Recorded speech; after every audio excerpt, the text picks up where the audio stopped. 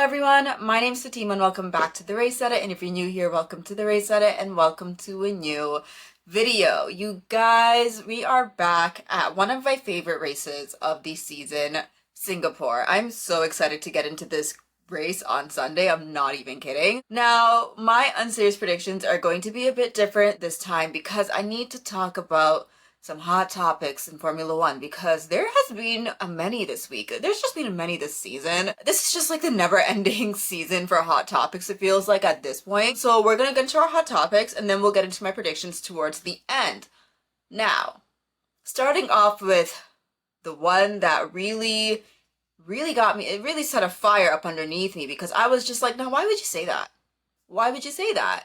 That is Mohammed Ben Sulayem talking about how drivers need to be a bit more conscious of the words that they're using on their radios, aka to not swear so much, pretty much. I will read what he said in a minute because I want to talk about this because I'm one of those people, I'm very proud of being able to switch my vocabulary in an instant, no matter what pressure situation I'm in.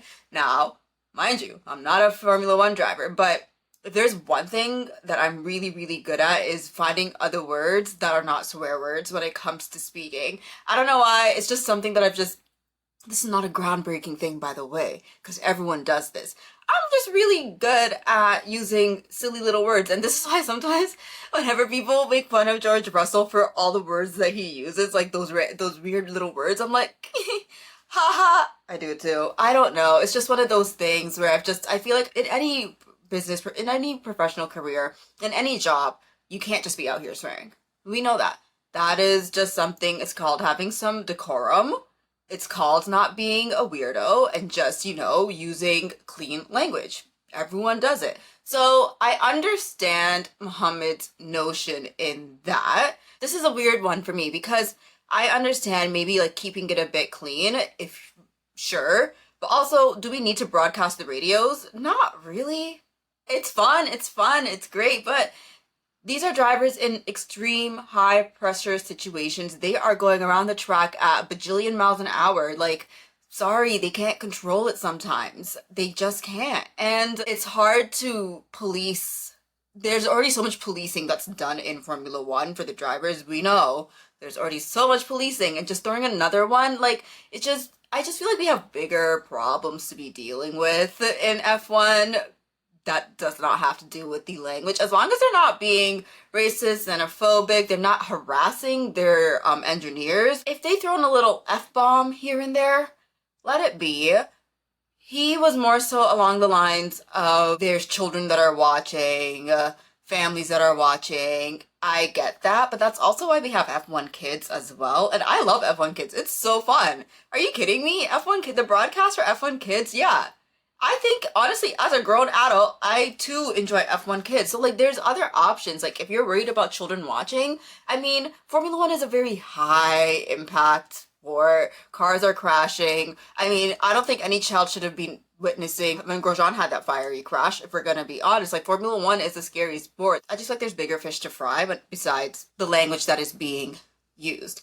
Where he really got me was the verbiage that he used when he was presenting this. So I've just literally never seen someone with so much foot and mouth syndrome. Like, he just, every single time he speaks, I'm like, please stop.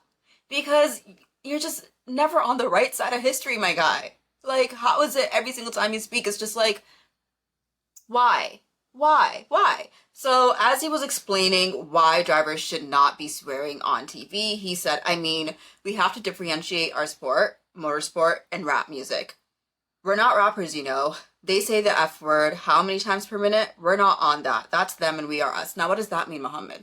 I actually, like, what does that mean? Why are rappers in it? Like, there is a racial element to it. You didn't need to say that. You could have made your point without saying all that you said. And that's where the problem lies with him. Every single time he speaks, there's always some undertone to it.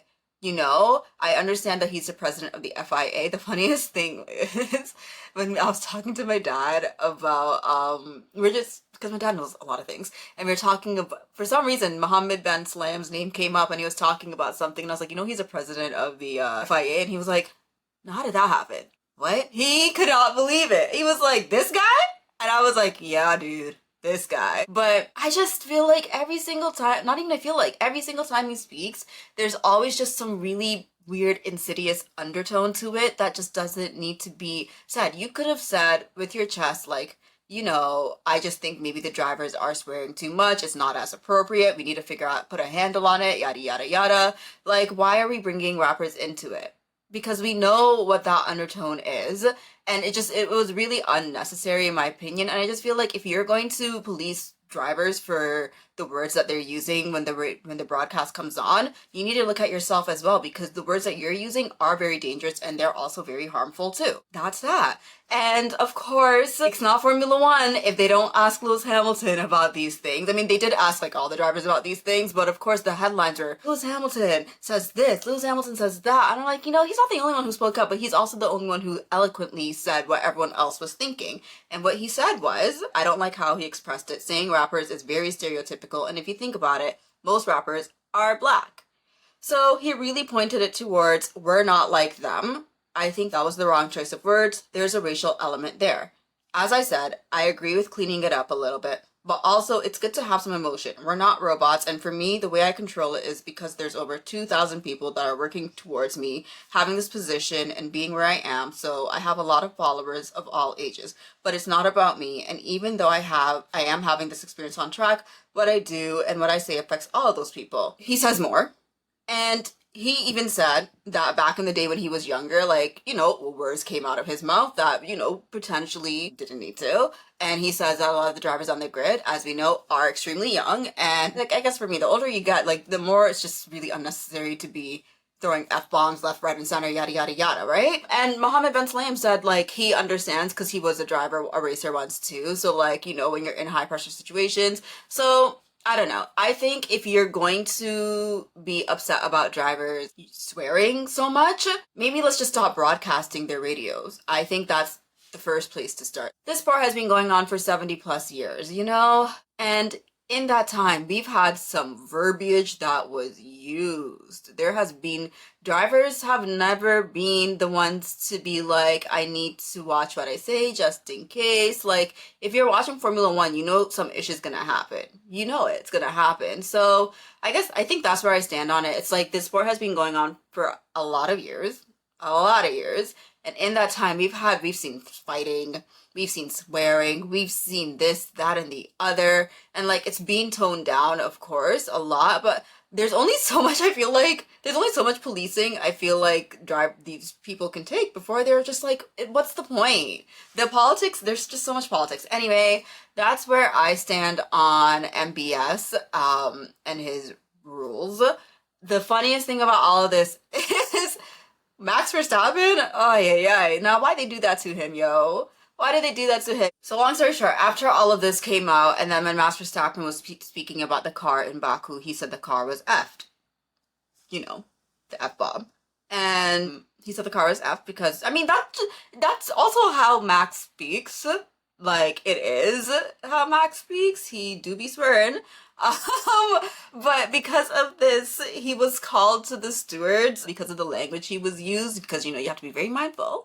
Anyway, so long story short, my guy has to do community service now, which is so freaking funny to me because, dudes, the stewards made a decision where he has an obligation to accomplish some work of public interest, i.e., community work. So the stewards heard from the driver of car 1, team representative, and reviewed the audio transcript. It is the policy of the FIA to ensure that language used in its public forum, such as press conferences, meets generally accepted standards for all audiences and broadcasts. In particular, this is true of statements made by participants in world championships and thus being role models both inside and outside the sport.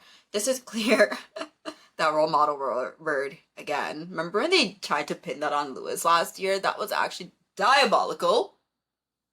I'm pretty sure I spoke about that in one of my videos from way back when. That role model, that was just that penalty he received, and then they were like, because he's a role model. I was like, nah, man, you know what? Anyway, this is not about Lewis.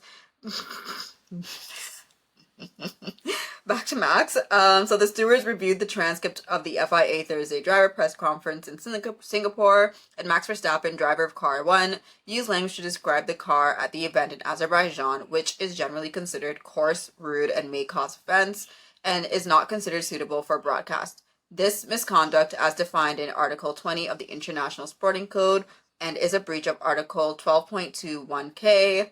The stewards noted that the language was not directed at anyone or any group. Anyway, so long story short, because he used the F-bomb, they are making an example out of Max Verstappen.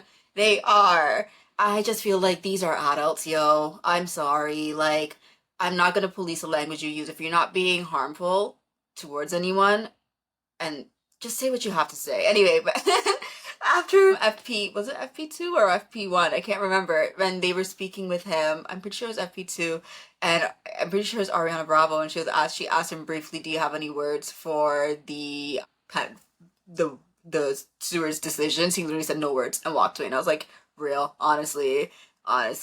So what are your thoughts on that? Because it was just interesting to me. Like, I understand the notion of maybe being a bit more clear-cut and clean, but also these are grown adults. Yeah, they're racers, and yeah, they could be considered role models, but if they're not outwardly saying, I am the role model, all kids should look up to me, let them speak.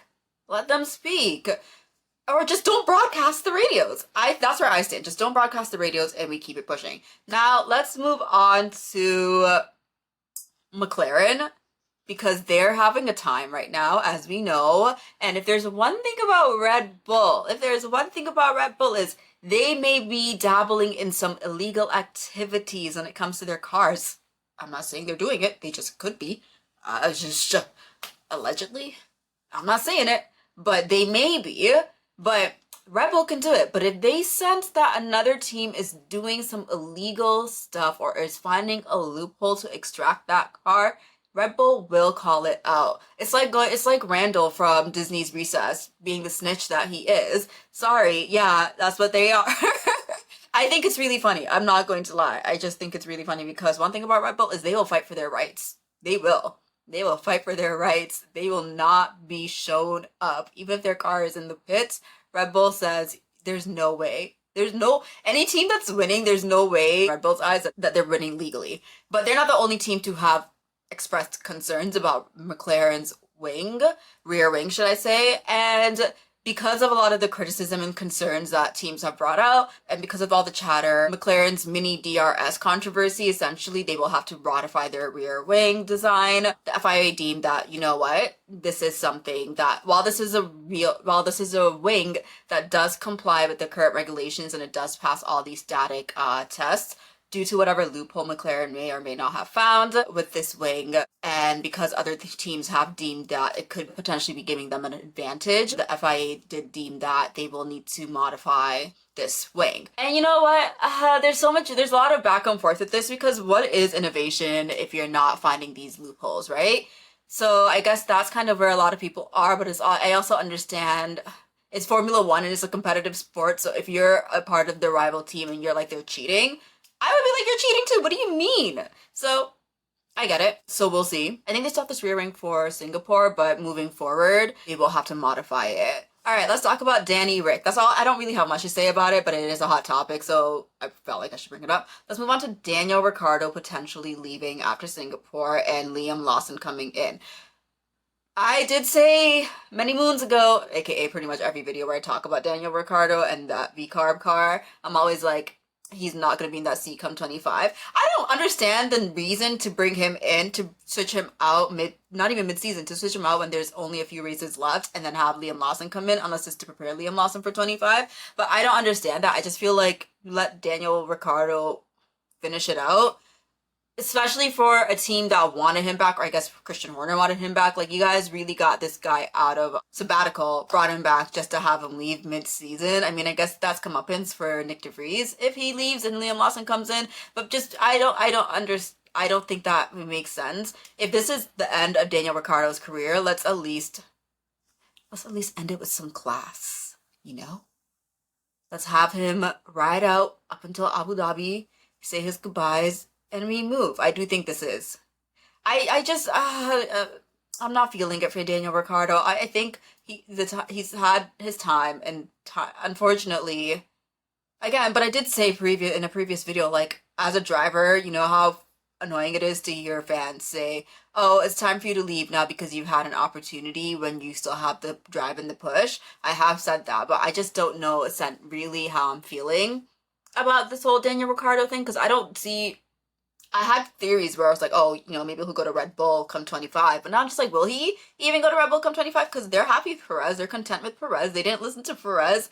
And now that the car is crap, they're like, ooh, maybe we should have listened to Perez. So there's clearly something going on there with Red Bull and Perez that's working. So we leave that as it is. So, clearly, I think it's just the end for Daniel Ricciardo. But I still don't understand the reason of bringing Liam Lawson in now when there's what, 6 races left, just doesn't make sense, does it?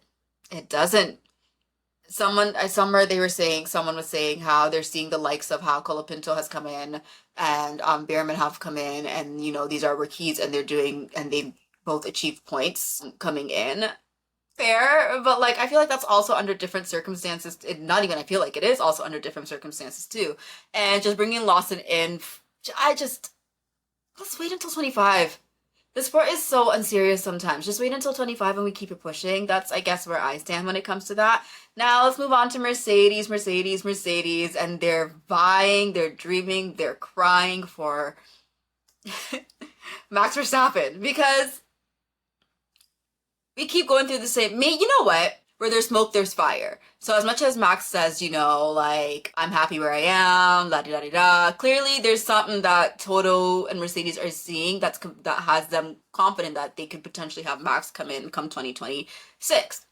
But then they're just not a serious team, because you're screwing over your drivers that you have right now, especially George Russell. Like, that man has lived, breathed in a Mercedes since he walked into Toto's office with his PowerPoint presentation. That man has been Mercedes. And while we know he has a 1+1 contract, and while we know come 2026 he could potentially be out of his seat, especially if they get Max, I just feel like this doesn't make any sense. But sometimes I'm just like, there's a lot of speaking that doesn't need to be said to the public until it happens. Like, why are we like, McLaren also has this issue too where they just can't stop talking about things, and I'm just like, do we need to know all of this information? Because I don't think we do. And Mercedes also has that same problem too. So I just feel like, let's keep it if Max comes in 2026, cool. If he doesn't, guess what? We didn't even know that was potentially an option because it was all quiet. But hey, it brings drama, right? It brings hot topics like this one. I keep saying, will Max even stay? Because I feel like he's kind of donezo at this point. He could stay until 2027. He could, but why would he? He's achieved everything he's wanted to achieve in Formula One. If he wins the championship this year, I think that will be like, all right, we're cool. While 2021 was make or break, I feel like this is really his make or break, because he actually has to fight for it this year, like he does. So I am curious to see what happens come 26, unless he wants another challenge in Formula One that's not Red Bull, and he goes to Mercedes, which would be really funny. When you envision drivers in other colors, I'm like, Max and Mercedes? Hey, anything can happen in the world of Formula One, as we've seen many, many times over and over again. Alrighty, I'm so excited, you guys, about Singapore. This could be controversial, but I don't think it is. I love a night race. There is just something so magical about a night race for me. I'm obsessed. Singapore especially, just, it has my heart. Singapore has my heart. So I'm so excited for this race this weekend. I cannot wait. I don't know. I love watching a night race. It makes me really happy. Honestly, I would love to go to Singapore next year. I really, really would. And last year's race was one of my favorite races. Also one of my favorites, because the feeling that I felt when all those cars were overtaking Red Bull was euphoric. I was like, there's no way I'm missing this right now. And then obviously Carlos Sainz won, the only non-Red Bull team to win that entire season. It was just such a great feeling to see, and that's no shade to Red Bull. They were just dominating so bad. To see them down was really, really cathartic. At that point, I was like, I don't care who wins, it just can't be a Red Bull at that point. Obviously, then we had the crash with George Russell and the whole debacle, but we're not going to talk about that because that was last year. This is this year. But you know, if Mercedes is not anywhere this race, it's their karma for how they handled Singapore last year. I'm not going to lie, because that was just not fun. It wasn't nice, was it? No. Let's talk about my Unserious predictions. Woo! So for those of you who don't know, how my Unserious predictions works is I make Unserious predictions about how I think the top 10 is going to look like for Sunday's Grand Prix. So, and then I have my driver of the day, and then my win team, and my L team, all Unserious style. As I've said many, many times, it's really hard now because, I mean, I guess it's not so hard anymore because it's the top 4 has stayed like the top 4 in Formula 1 when it comes to like who's going to win. It's either going to be Lando, Oscar, Charles, sometimes Mercedes is in the mix, and Max win. So if I just take those names out of my mind, throw them somewhere else, I can come up with some predictions. So because let's get right into it, because I love making an Unserious prediction when some fun is happening, because my man K-Mag is back, better than ever. P1 for Sunday's Grand Prix, Unserious style, it has to be Kevin Magnussen, because come on, what a comeback that would be, huh? What a comeback that would be. They gave him a race ban in Baku, and now he's back better than ever, causing destruction. He could just have better renewed energy. I need K-Mag to stay for another year, you guys. Someone make it happen. I don't care. I don't care. I know Jacques Villeneuve was like, he deserves it. Like, you're a threat. You're a menace essentially on the track. I understand that, but let's have some drama safely. Let's have some drama. You know what I mean? Safely. Keyword safely. Like, let's not harm people. Let's not cause bodily harm, but let's just have some fun. You know?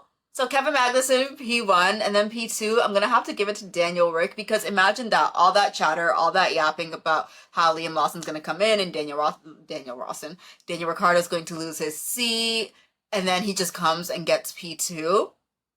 And he did say that though, like, the sport has such crazy recency bias, though he's not wrong, because like, if he wins this race or if he's on the podium, he's the best thing to ever happen to Formula 1, essentially. But if he's down, he's the worst, he's washed, he needs to go. Like, the sport is very fickle in that way. So he is completely right about that. I will, you know. P3, let's give it to Alonso, because it seems to be that he's hating his car this weekend. And if he can make it work, that'd be interesting. And we haven't had an Alonso podium in a while because, you know, after summer break last year, Aston Martin just went whoosh.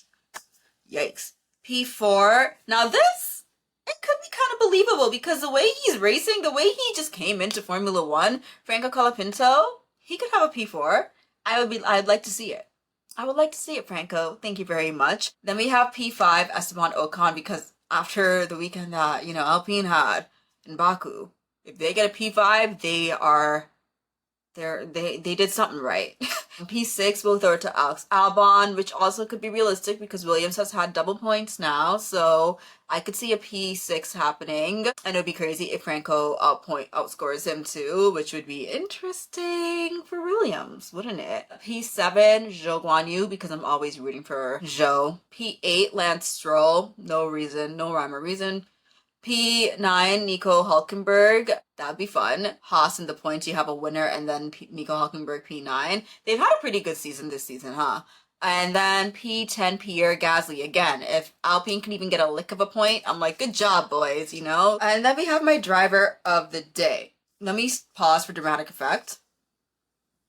Of course, my driver of the day is going to have to be Kevin Magnussen. If he wins the race, especially after a race ban, yeah, you got me. You got it, Kev.